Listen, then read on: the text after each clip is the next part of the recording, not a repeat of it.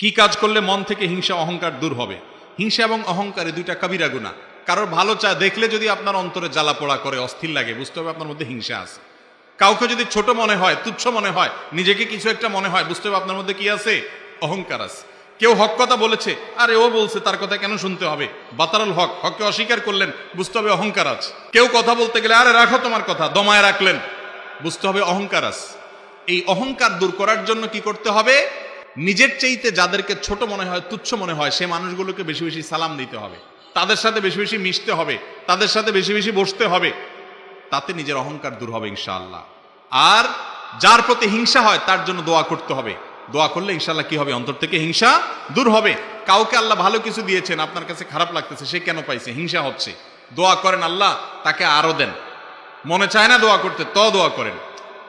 এক ছাত্র প্রশ্ন করছে, কয় হুজুর, অন্যের জন্য দোয়া করলে নাকি দোয়া কবুল হয়। এখন আমার সাথে যার কম্পিটিশন, আমি যদি দোয়া করি আল্লাহ তার A+ দেন, তাহলে তো আমি হারে যাবো। আমি তো বলবো আল্লাহ সে ফেল করুক।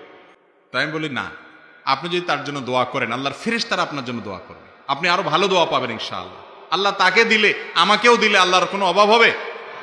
এই জন্য হিংসুক যখন কারোর ভালো দেখে হিংসা করে, এর মানে হলো সে মনে করে যে আল্লাহ তাকে দিলেও আমাকে আর দিতে পারবে না। না, আল্লাহ তাকেও দেখ, আমাকেও দেখ, তারটাতে আমার দুঃখ নাই, আল্লাহ আমাকেও দেখ, আমিও চাই।